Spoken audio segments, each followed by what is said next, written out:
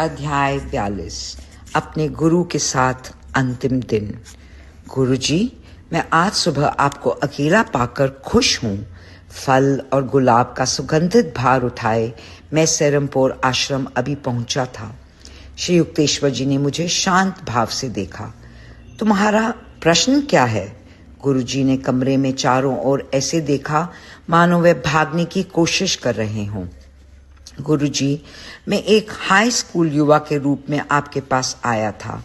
अब मैं वयस्क हो गया हूँ और एक दो बाल भूरे बाल भी हैं।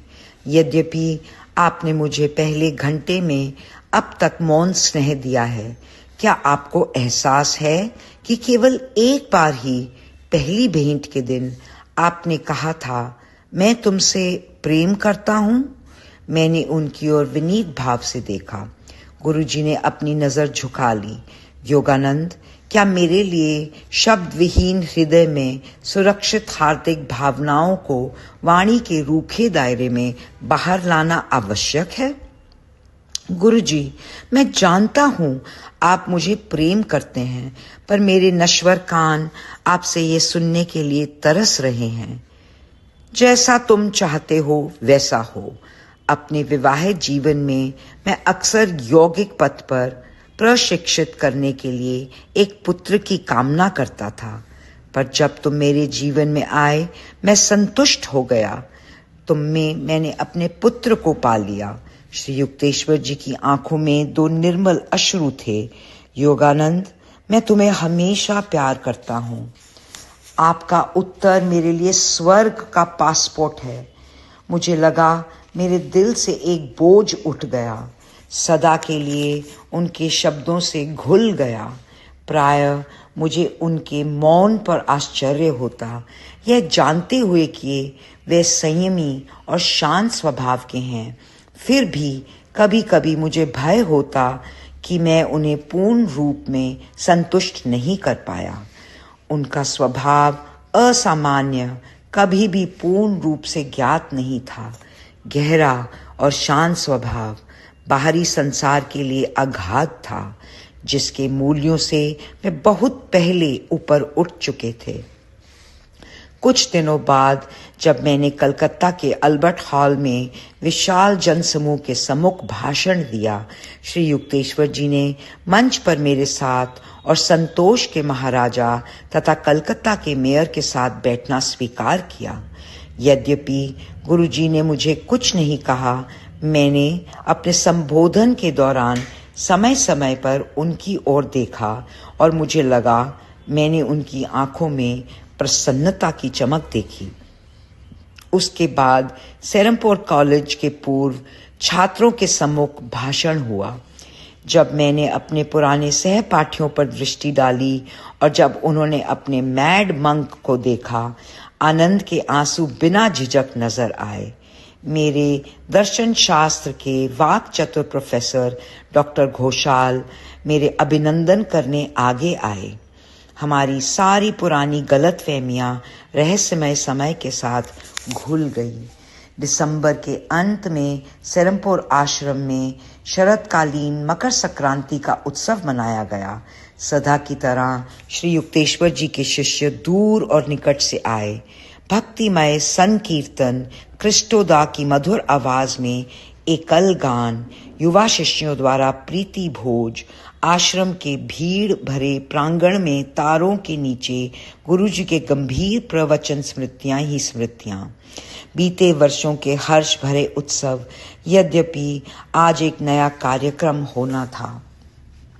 योगानंद, कृपया जनसमूह को अंग्रेजी में संबोधित करो। गुरुजी की आंखों में चमक थी जब उन्होंने यह असामान्य दोहरा अनुरोध किया।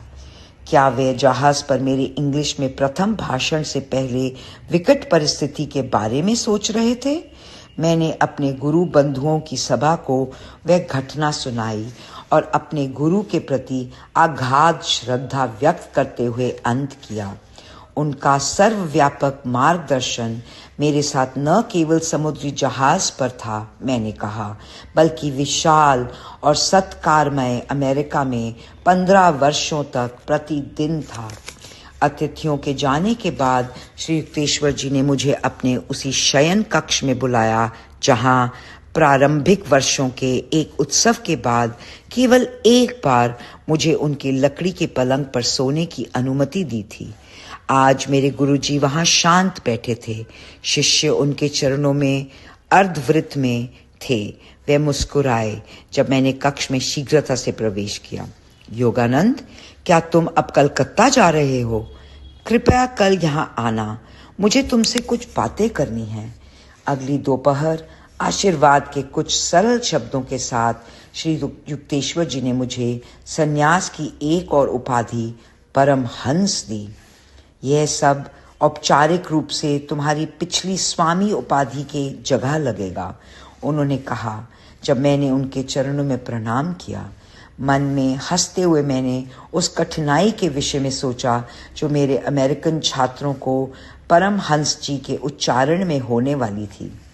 पृथ्वी पर मेरा काम अब समाप्त हो गया है, तुम्हें उसे आगे बढ़ाना है, गुरुजी ने शांत भाव से कहा। उनकी आंखें प्रशांत और कोमल थीं। मेरा हृदय भय से धड़कने लगा। कृपया हमारी पूरी आश्रम का भार संभालने के लिए किसी को भेज दो, श्री युक्तेश्वर जी ने आगे कहा। मैं सब कुछ तुम्हारे हाथों में छोड़ रहा हूँ। तुम सफलतापूर्वक अपने जीवन और संस्था की नौका को दिव्य तटों तक ले जाओगे। आंसुओं से मैंने उनके चरणों को छुआ। वे उठे और मुझे स्नेहपूर्वक आशीर्वाद दिया। अगले दिन मैंने रांची से एक शिष्य स्वामी सेवानंद को बुलाया और उन्हें आश्रम की जिम्मेदारियां उठाने के लिए पुरी भेजा। बाद में मेरे गुरु ने मेरे साथ अपनी संपत्ति की व्यवस्था के कानूनी विवरण पर चर्चा की। वे अपनी मृत्यु के बाद रिश्तेदारों द्वारा 2 आश्रमों और अन्य संपत्तियों के कब्जे के लिए मुकदमेबाजी की संभावना को रोकने के लिए उत्सुक थे, जिन्हें वे केवल परोपकारी उद्देश्यों के लिए देना चाहते थे। हाल ही में गुरुजी के किडरपोर यात्रा की व्यवस्था की गई थी, पर वे जा नहीं सके थे। एक दोपहर अमूल्य बाबू, एक गुरु बंधु ने मुझसे ये टिप्पणी की। मुझे अपशकुनी पूर्वाभास हुआ। मेरे पूछताछ के दबाव पर श्री युक्तेश्वर जी ने केवल इतना कहा, मैं अब किडरपोर नहीं जाऊंगा। एक क्षण के लिए गुरुजी भयभीत बच्चे की तरह कांप उठे।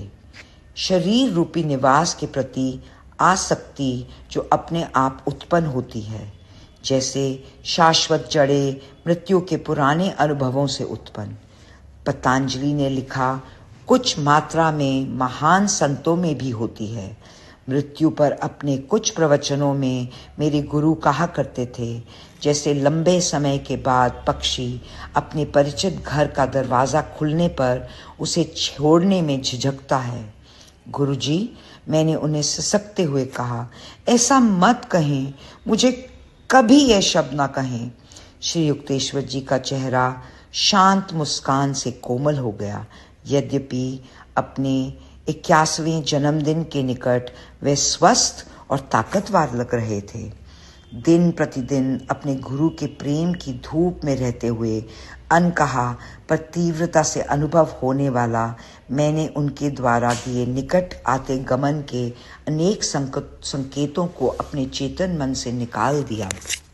गुरुजी, इलाहाबाद में इस महीने कुंभ मेला आयोजित हो रहा है।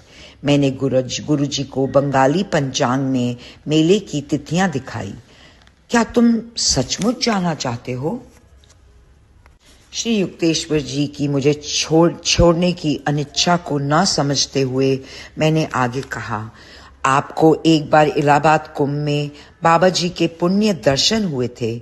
शायद इस बार मुझे उनके दर्शनों का सौभाग्य मिल जाए। मुझे नहीं लगता तुम उनको वहां मिलोगे। मेरे योजनाओं में बाधा न डालते हुए उसके बाद मेरे गुरु चुप हो गए। अगले दिन जब मैं इलाहाबाद के लिए एक छोटे दल के साथ निकला, गुरुजी ने मुझे शांत भाव में हमेशा की तरह आशीर्वाद दिया। शायद मैं श्री युक्तेश्वर जी के रवैये के संकेतों से इसलिए बेखबर था क्योंकि ईश्वर मुझे असहाय हो अपने गुरु के गुजरने के अनुभव से बचाना चाहते थे।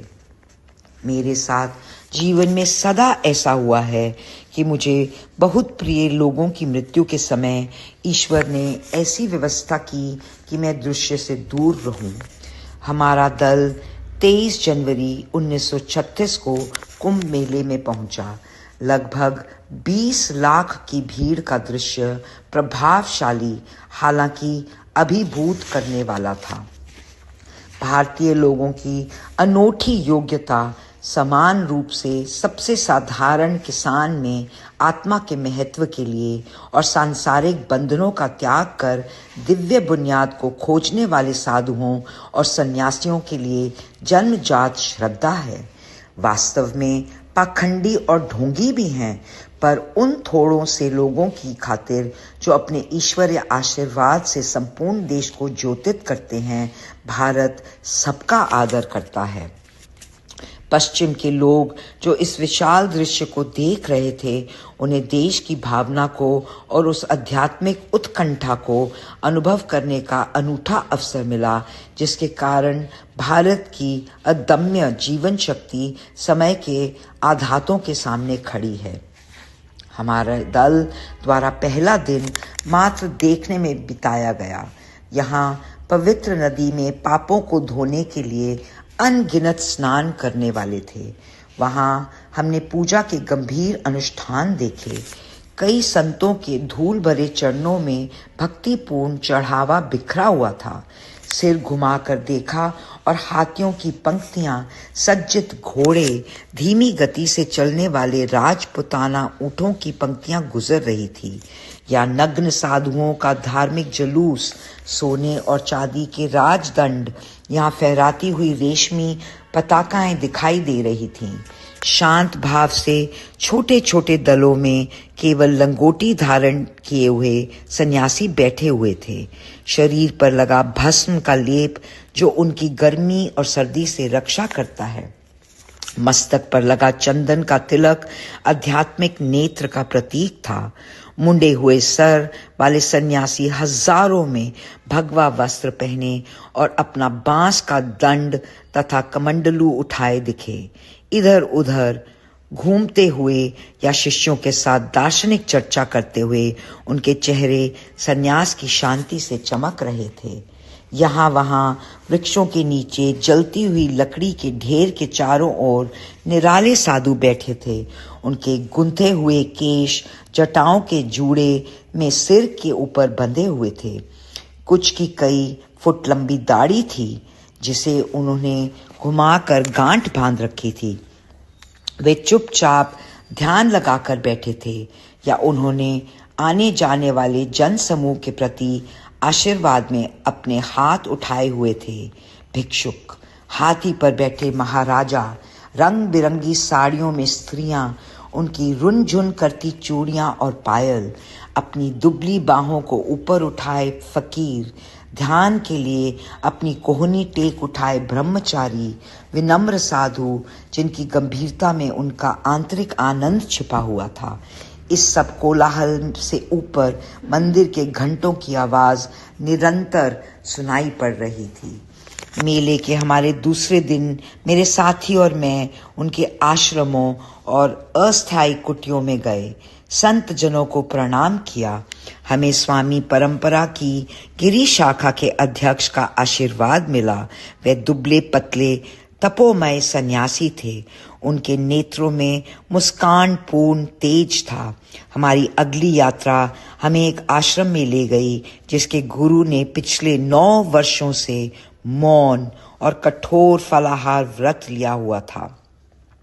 आश्रम के हाल में मंच पर नेत्रहीन साधु प्रगला चक्षु बैठे थे। वे शास्त्रों में अत्यंत निपुण और सभी संप्रदायों द्वारा बहुत पूजनीय थे। वेदांत पर हिंदी में मेरे संक्षिप्त भाषण के बाद हमारा दल निकट ही स्वामी कृष्णानंद के शांत आश्रम में गया। वे एक सुदर्शन सन्यासी हैं जिनके गाल लाल और कंधे प्रभावशाली थे। उनके पास ही एक पालतू शेरनी बैठी थी। सन्यासी के आध्यात्मिक आकर्षण से आकृष्ट मेरा विश्वास है, उनके शक्तिशाली शरीर से नहीं। जंगली पशुओं को मांस की अपेक्षा दूध और चावल पसंद थे।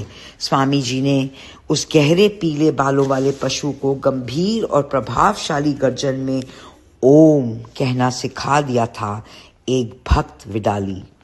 हमारी अगली भेंट एक विद्वान युवा सन्यासी के साथ साक्षात्कार का सुंदर वर्णन मिस्टर राइट की शानदार यात्रा डायरी में किया गया है।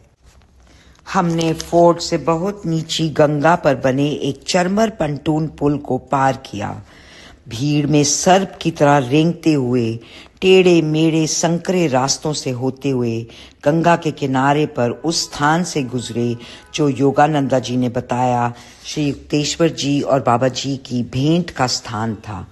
कुछ समय बाद कार से उतरकर कुछ देर चलते हुए साधुओं की धूनी के घने धुएं और फिसलती रेत से गुजरते हुए हम मिट्टी घास की बहुत साधारण झोपड़ियों के झुंड के पास पहुंचे। हम उनमें से एक सामान्य सी अस्थायी कुटिया के सामने रुके, जिसका अत्यधिक छोटा प्रवेश द्वार द्वारहीन था। वह करपात्री एक युवा परिव्राजक साधु का आश्रय था, जो अपनी असामान्य प्रज्ञता के लिए जाने जाते हैं। वहां वे पालथी मारकर कुशा के ढेर पर बैठे थे। उनका एकमात्र आवरण और संयोग से उनकी एकमात्र संपत्ति उनके कंधों पर ओढ़ा भगवा वस्त्र था। वास्तव में मैं एक दिव्य मुख हमें देख मुस्कुराया जब हम चारों पर रेंग कर कुटिया में पहुंचे और प्रबुद्ध आत्मा के चरणों में प्रणाम किया। वहां प्रवेश पर रखे केरोसिन लालटेन की दीप शिखा कंपित हो रही थी और फूस की दीवारों पर पड़ी छाएं नाच रही थीं। उनका मुख विशेष रूप से उनकी आंखें और सुंदर दांत चमक रहे थे। यद्यपि मैं हिंदी से उलझा, उनकी भाव अभिव्यक्ति बहुत स्पष्ट थी। वे उत्साह, प्रेम और आध्यात्मिक महिमा से भरपूर थे। उनकी महानता के प्रति किसी को संदेह नहीं हो सकता। भौतिक संसार से अनासक्त ऐसे व्यक्ति के सुखमय जीवन की कल्पना करें। कपड़े की समस्या से मुक्त, भोजन की इच्छा से मुक्त, कभी भी भिक्षा नहीं मांगनी, भोजन को एक दिन के अंतर में स्पर्श करना, कभी भीख का कटोरा नहीं उठाना, सभी पैसे की उलझनों से मुक्त, कभी पैसे को संभालना नहीं, वस्तुओं का संग्रह नहीं करना, सदा ईश्वर पर भरोसा, आने जाने की चिंता से मुक्त, कभी वाहन पर न चढ़ना बल्कि सदा पवित्र गंगा के तट पर घूमना, किसी प्रकार की आसक्ति से बचने के लिए किसी स्थान पर एक सप्ताह से अधिक न रहना। ऐसी विनम्र आत्मा, वेदों का असामान्य ज्ञान, बनारस यूनिवर्सिटी से MA डिग्री और शास्त्री की उपाधि। जब मैं उनके चरणों में बैठा, एक दिव्य भावना ने मुझे व्याप्त कर लिया। यह सब वास्तविक प्राचीन भारत को देखने की मेरी इच्छा का उत्तर है, क्योंकि ये आध्यात्मिक महारथियों की इस भूमि के सच्चे प्रतिनिधि हैं। मेरे करपात्री से उनकी परिव्राजक जीवन के विषय में पूछा, क्या आपके पास सर्दियों के लिए अतिरिक्त वस्त्र नहीं है? नहीं, ये पर्याप्त हैं। क्या आप कुछ पुस्तकें रखते हैं? नहीं, मैं उन लोगों को अपनी स्मरण शक्ति से शिक्षा देता हूँ जो मुझे सुनना चाहते हैं। आप और क्या करते हैं? मैं गंगा के किनारे घूमता हूँ। इन शांत शब्दों द्वारा मैं उनके सादगी भरे जीवन की लालसा से अभिभूत हो गया। मुझे अमेरिका और मेरे कंधों पर पड़ी सारी जिम्मेदारियां याद आई।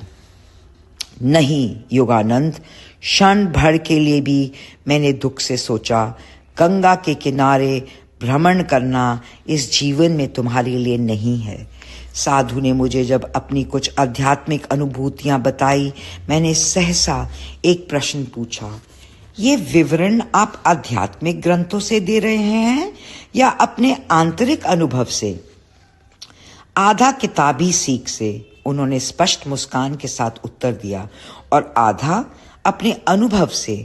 हम प्रसन्नतापूर्वक थोड़ी देर ध्यानपूर्ण मौन में बैठे।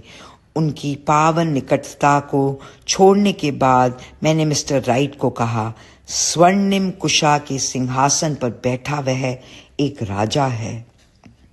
उस रात हमने मेले के मैदान में तारों के नीचे भोजन किया, तीलियों से आपस में जुड़े पतलों पर।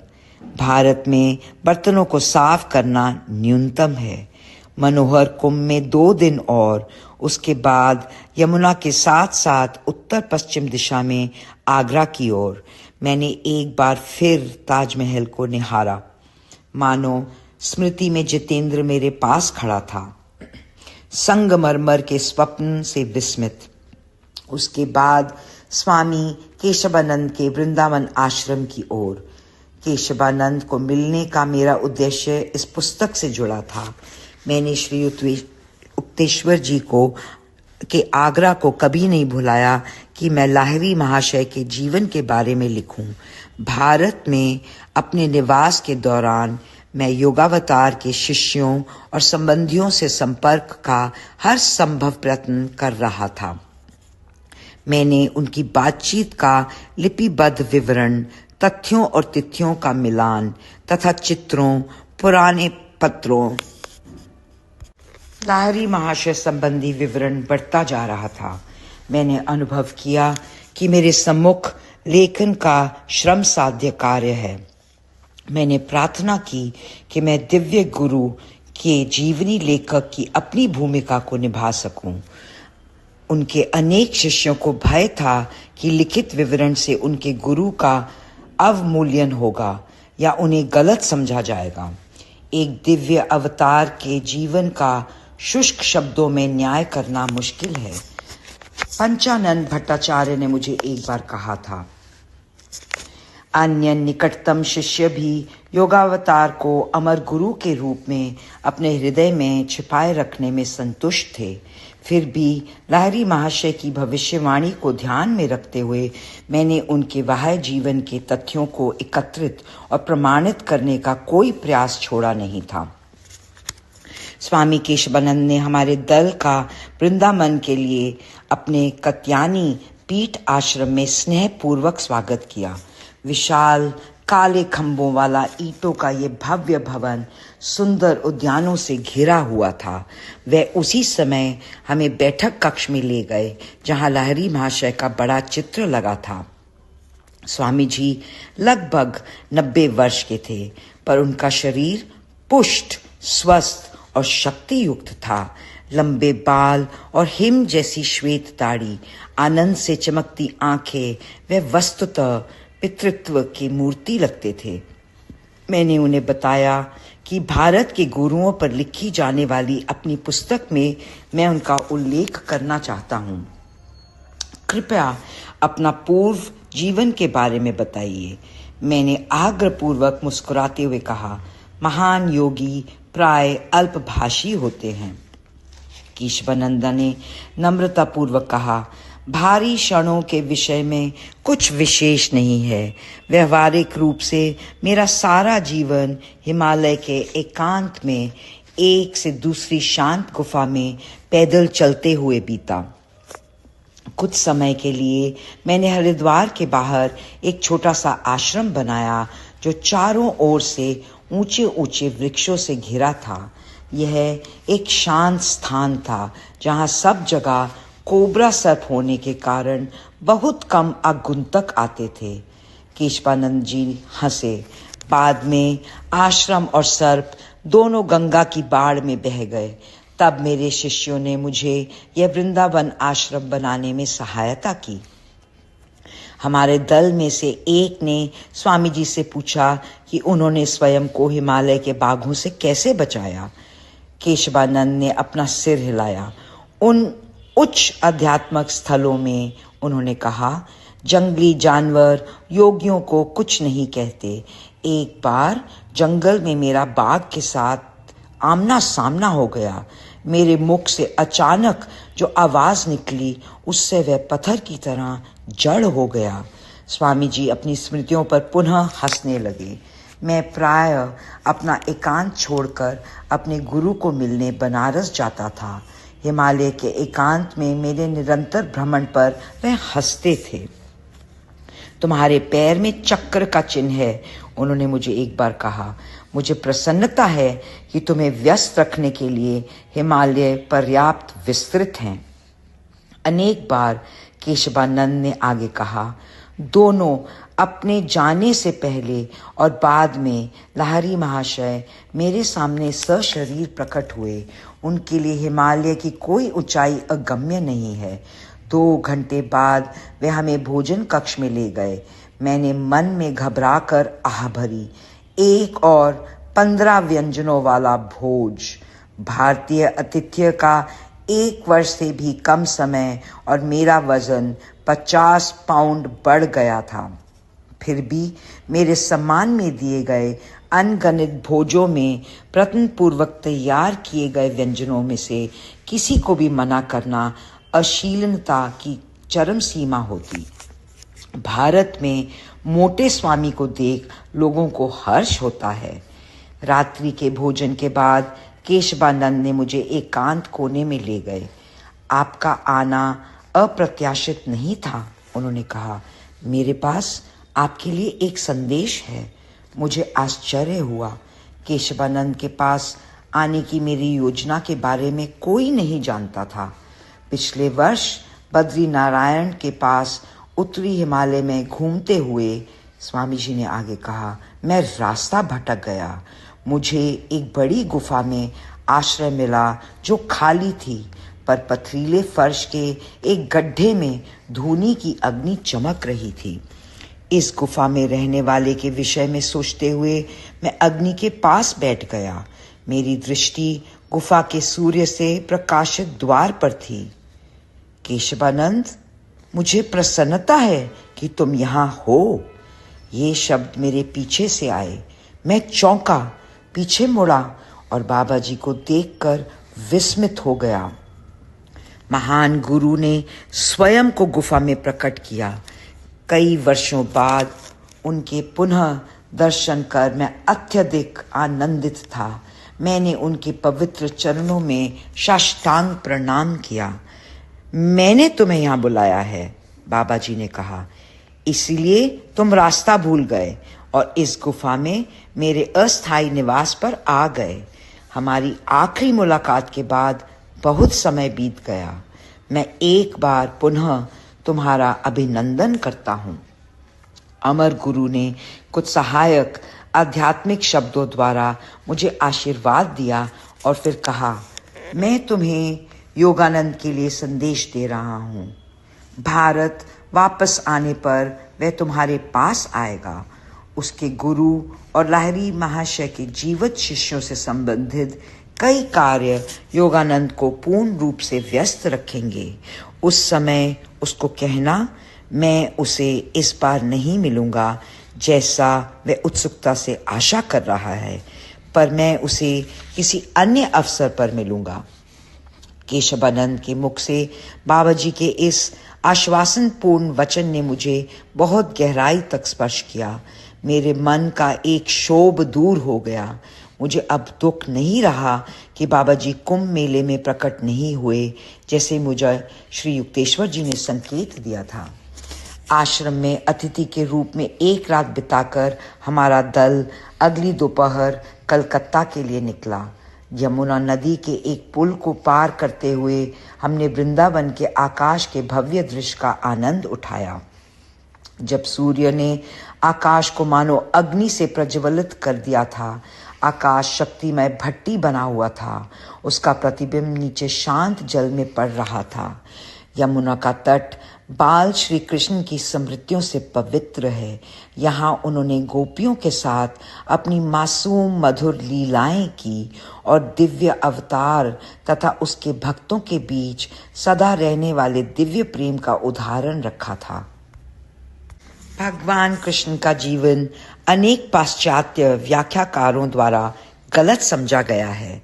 शास्त्रीय प्रतीक शाब्दिक अर्थकारों के लिए भ्रामक हैं।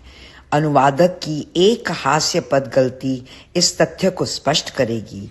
कहानी एक मध्यकालीन प्रेरक संत चर्मकर रविदास से संबंधित है, जिन्होंने अपने व्यवसाय के सरल शब्दों में समस्त मानवता में छिपी आध्यात्मिक महिमा को गाया। विस्तृत नीले गगन के नीचे चर्म से ढकी दिव्यता रहती है। एक पाश्चात्य लेखक द्वारा रविदास की कविता की इस नीरस व्याख्या को सुनकर व्यक्ति मुस्कुराहट छुपाने के लिए एक तरफ हो जाता है। बाद में उसने एक कुटिया बनाई, उसमें एक मूर्ति रखी जो उसने चमड़े से बनाई और उसकी पूजा करने लगा। रविदास महान कबीर के गुरु बंधु थे। रविदास की एक महान शिष्य चित्तौड़ की रानी थी। उन्होंने अपने गुरु के सम्मान में बहुत सारे ब्राह्मणों को भोज के लिए आमंत्रित किया, पर जिन्होंने निम्न चरमकार के साथ खाने के लिए इनकार कर दिया। जैसे ही वे गरिमा के साथ अपना पवित्र भोजन करने अलग बैठे, आश्चर्य, हर ब्राह्मण ने रविदास को अपने साथ बैठे पाया। इस सामूहिक दर्शन से चित्तौड़ में व्यापक आध्यात्मिक पुनरुत्थान हुआ। कुछ दिन में हमारा छोटा सा दल कलकत्ता पहुंचा। श्री युक्तेश्वर जी को मिलने के लिए व्यग्र मुझे यह सुन असंतोष हुआ कि वे अब सेरमपुर से लगभग 300 मील दक्षिण में पुरी चले गए हैं। शीघ्र पुरी आओ, यह तार 8 मार्च को गुरु जी के एक चेले अतुल चंद्र राय चौधरी को एक गुरु बंधु द्वारा कलकत्ता में भेजा गया। इस संदेश का समाचार मुझे मिला। इसके अर्थ से चिंतित मैंने घुटनों के बल बैठे ईश्वर से प्रार्थना की कि मेरे गुरु की जीवन रक्षा हो। जब मैं पिता के घर से ट्रेन के लिए चला, मेरे अंतर में एक दिव्य वाणी ने कहा, आज रात पुरी मत जाओ, तुम्हारी प्रार्थना स्वीकार नहीं की जा सकती। प्रभो, दुखी हो मैंने कहा, आप पुरी में मेरे साथ रस्साकशी नहीं करना चाहते, जहां गुरु के जीवन के लिए आपको मेरी निरंतर प्रार्थनाएं अस्वीकार करनी होंगी। तब क्या उन्हें आपकी आज्ञा से उच्चतर कर्तव्यों के लिए जाना होगा? आंतरिक आदेश को मन में मैं उस रात पुरी के लिए नहीं चला। अगली शाम मैं ट्रेन पकड़ने के लिए निकला। रास्ते में 7 बजे एक काले सूक्ष्म बादल ने अचानक आसमान को ढक लिया। बाद में जब ट्रेन पुरी की ओर बढ़ रही थी, श्री युक्तेश्वर जी मेरे सामने दर्शन में प्रकट हुए। वे बहुत गंभीर मुद्रा में बैठे हुए थे। उनके दोनों ओर प्रकाश था। क्या सब कुछ समाप्त हो गया? मैंने विनय पूर्वक अपने हाथ उठाए। उन्होंने सिर हिलाया और फिर धीरे धीरे अदृश्य हो गए। अगली सुबह जब मैं पुरी के प्लेटफॉर्म पर खड़ा था और अभी भी आशा कर रहा था, एक अनजान व्यक्ति मेरे पास आया। क्या तुमने सुना कि तुम्हारे गुरु चले गए हैं? और कुछ भी कहे बिना वह चले गया। मुझे कभी पता नहीं चला कि वह कौन था, ना ही यह कि उसे कैसे पता चला कि मैं कहाँ मिलूंगा। स्तब्ध मैं प्लेटफॉर्म की दीवार की ओर डोला। मैंने अनुभव किया कि मेरे गुरु विविध तरीकों से मेरे पास दारुण खबर पहुंचाने का प्रयत्न कर रहे हैं। विद्रोह से उत्तेजित मेरी आत्मा ज्वालामुखी की तरह थी। जब मैं पुरी आश्रम पहुंचा, मैं लगभग टूटने वाला था। आंतरिक वाणी कोमलता से बार बार कह रही थी, स्वयं को संभालो, शांत रहो। मैं आश्रम कक्ष में पहुंचा, जहां गुरुजी का शरीर पद्मासन में बैठा हुआ अकल्पनीय रूप से जीवंत लग रहा था, स्वास्थ्य और स्नेह की मूर्ति। जाने से कुछ समय पूर्व मेरे गुरुजी को हल्का सा ज्वर हुआ था, परंतु अनंत में विलीन होने से एक दिन पूर्व उनका शरीर बिल्कुल ठीक हो गया था। जितनी बार मैंने उनके प्रिय रूप को देखा, मुझे यह अनुभव नहीं हुआ कि उसमें से प्राण चले गए हैं। उनकी त्वचा चिकनी और कोमल थी। उनके चेहरे पर शांति का सुंदर भाव था। रहस्यमय आमंत्रण के समय उन्होंने अपने शरीर को सचेतन रूप से त्याग दिया। बंगाल का शेर चला गया, मैंने शोक भरे स्वर में कहा। 10 मार्च को मैंने अंतिम अनुष्ठान किए। श्री युक्तेश्वर जी को उनके पुरी आश्रम के बागीचे में प्राचीन स्वामी परंपरा के अनुसार समाधि दी गई। उसके बाद अपने गुरु की विषुवत संक्रांति स्मृति सभा में उनके शिष्य दूर और निकट से आए। कलकत्ता के प्रमुख समाचार पत्र अमृत बाजार पत्रिका में उनका चित्र छपा और यह विवरण दिया गया। श्रीमत स्वामी श्री युक्तेश्वर गिरी महाराज आयु 81 वर्ष का स्वर्गवास भंडारापुरी में 21 मार्च को हुआ। इस संसार के लिए अनेक शिष्य पुरी आए। भगवद गीता के एक महानतम व्याख्याकार स्वामी जी महाराज बनारस के योगाराज श्री श्यामाचरण लाहिरी महाशय के महान शिष्य थे। स्वामी महाराज भारत में अनेक योगोदा सत्संग केंद्रों के संस्थापक थे और उस योग आंदोलन के महान प्रेरणा स्रोत थे जिसे उनके मुख्य शिष्य स्वामी योगानंद ने पश्चिम में शुरू किया। यह श्री युक्तेश्वर जी की भविष्य दृष्टि की शक्ति और गहरा बोध था जिसमें स्वामी योगानंद को सागर के पार जाने और अमेरिका में भारत के गुरुओं के संदेश को प्रसारित करने की प्रेरणा दी। भगवद गीता और अन्य शास्त्रों की उनकी व्याख्या पूर्व और पश्चिम दोनों के दर्शन शास्त्रों पर श्री युक्तेश्वर जी के गहन प्रभुत्व का प्रमाणित करती है और पूर्व और पश्चिम के बीच एकता की सच्चाई का एहसास कराती है। चूंकि उन्हें सभी धर्मों की एकता में विश्वास था, धर्म में वैज्ञानिक भावना के संचार के लिए श्री युक्तेश्वर जी महाराज ने विविध धर्मों और संप्रदायों के अग्रणी लोगों के सहयोग से साधु सभा की स्थापना की। देह त्याग के समय स्वामी योगानंद को अपने उत्तराधिकारी के रूप में उन्होंने साधु सभा का अध्यक्ष मनोनीत किया। ऐसे महान पुरुष के जाने से भारत आज वस्तुतः गरीब हो गया है। वे सभी जिन्हें उनके सानिध्य का सौभाग्य मिला स्वयं में भारत की संस्कृति की सच्ची भावना और साधना को मनोगत करें जो उनमें मूर्तिमान थी। मैं कलकत्ता लौट गया। अपनी पवित्र यादों के साथ सेरमपुर आश्रम जाने के लिए खुद पर भरोसा ना करते हुए मैंने श्री युक्तेश्वर जी के छोटे शिष्य प्रफुल्ल को सेरमपुर से बुलाया और रांची स्कूल में उसके प्रवेश की व्यवस्था की। जिस सुबह आप इलाहाबाद मेले के लिए गए, प्रफुल्ल ने मुझे बताया, गुरुजी धम से तख्त पर बैठ गए। योगानंद चला गया। वे मेरी भरी आवाज में बोले, योगानंद चला गया। उन्होंने रहस्यमयता से कहा, मुझे उसी किसी अन्य ढंग से बताना होगा। उसके बाद वे घंटों तक मौन में बैठे। मेरे दिन भाषणों, कक्षाओं, साक्षात्कारों और पुराने मित्रों से भरे हुए थे। खोखली मुस्कान और अनवरत कार्यकलापों के नीचे काले चिंतन की धारा ने आनंद की आंतरिक सरलता को प्रदूषित कर किया जो कई वर्षों से अभी तक मेरे सारे बोधों की रेत के नीचे बह रही थी। वे दिव्य संत कहाँ चले गए हैं? अपनी संतप्त आत्मा की गहराइयों में मैं चुपचाप रोता था। कोई उत्तर नहीं आया। यह सबसे अच्छा है कि गुरुजी का ब्रह्मांडीय प्रेमी से एकत्व हो गया था। मेरे मन ने मुझे आश्वस्त किया। वे अमरत्व के प्रभुत्व में अनंत काल तक चमक रहे हैं। अब तुम कभी उन्हें सेरमपुर के भवन में नहीं देख सकोगे। मेरा हृदय विलाप करता। अब तुम अपने मित्रों को कभी उनसे मिलाने नहीं ला पाओगे या गर्व से कहोगे, देखो ये भारत के ज्ञान अवतार हैं। मिस्टर राइट ने हमारे दल की बंबई से पश्चिम जाने की जून के प्रारंभ में व्यवस्था कर दी। मई माह के 15 दिनों के विदाई भोज और कलकत्ता में भाषणों के बाद मिस ब्लेच, मिस्टर राइट और मैंने बंबई के लिए फोर्ड से प्रस्थान किया।